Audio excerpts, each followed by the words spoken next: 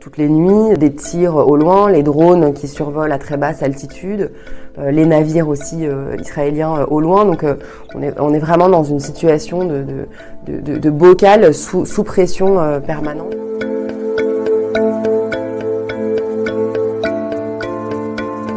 La situation humanitaire à Gaza, elle s'empire de mois en mois. Et on est depuis le début de l'été dans une situation qui est encore plus catastrophique. D'abord parce que l'ensemble des conséquences sur la population civile, évidemment, s'accumulent, mais aussi parce que Israël a fermé encore davantage les points de passage, les points d'accès. Il y a encore moins de camions, de matériel médical, de nourriture qui rentrent. De manière générale, dans la bande de Gaza, le système de santé est dans un état d'effondrement. C'est-à-dire qu'on a vraiment là très peu d'hôpitaux qui fonctionnent encore, et quand ils fonctionnent, ils sont à 200%, 300% de leur capacité d'accueil. Tout ce qui pouvait être mis en œuvre en termes de vaccination avant le 8 octobre de 2023 pour les enfants par exemple ne peut plus se faire de la même manière qu'avant. Donc on se retrouve avec des enfants de moins de 5 ans qui vont être de plus en plus vulnérables à des épidémies qui, elles, augmentent aussi en parallèle.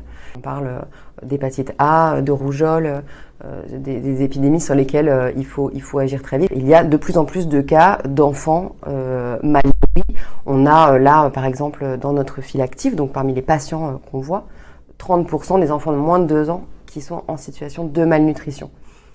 Un autre point qu'on voit sur les points médicaux de Médecins du Monde, c'est celui de la santé mentale. On parle de familles qui sont déplacées 6 fois, 7 fois, 8 fois sans perspective claire d'apaisement et de pouvoir retrouver un abri stable, qui vivent continuellement dans une forme de stress, d'anxiété. Ça veut dire très concrètement des enfants qui mouillent leur lit toutes les nuits, qui n'arrivent pas à dormir. Les équipes de Médecins du Monde, ce qu'elles voient tous les jours, c'est un nombre croissant de patients qui vient consulter dans les points médicaux, dans les cliniques.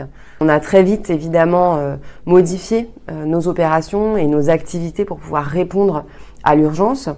On a travaillé dès fin 2023, début 2024 à Rafah, dans des camps de réfugiés, en montant des points médicaux comme on pouvait, c'est-à-dire avec le peu de matériel qu'on avait sous la main à ce moment-là. Comme l'ensemble de la population civile, au mois de mai, on a dû évacuer Rafah en quelques heures seulement. Donc nos équipes sont remontées vers le nord, donc dans ce qu'on appelle la middle area, donc au centre de la bande de Gaza. Donc on est aujourd'hui à 4 centres de soins de santé primaires dans lesquels on accueille à peu près 1 millier de patients par jour. Dans ces points médicaux, on délivre un certain nombre de services. Par exemple, sur la campagne de vaccination contre la polio, sur laquelle on a donc été très, très impliqués.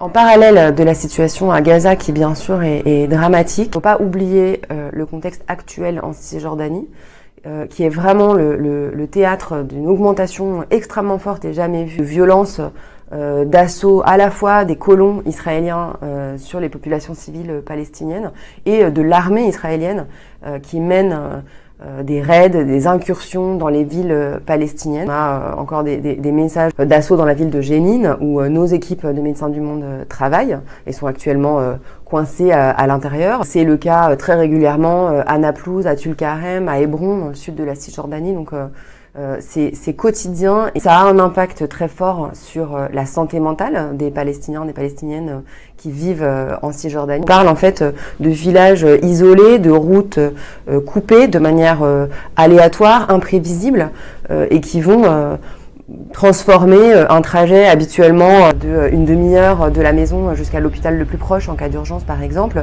à des trajets de 3 heures, 3h30, 4 heures. Nos équipes sont extrêmement engagées, courageuses. C'est important aussi pour elles et pour nous de continuer à témoigner, à faire pression. Chaque jour compte son lot de victimes directes ou indirectes du conflit extrêmement violent. Il faut continuer à faire pression à la fois sur le gouvernement israélien et encore une fois sur les États tiers qui peuvent avoir un impact sur le conflit, et leur inaction est mortifère.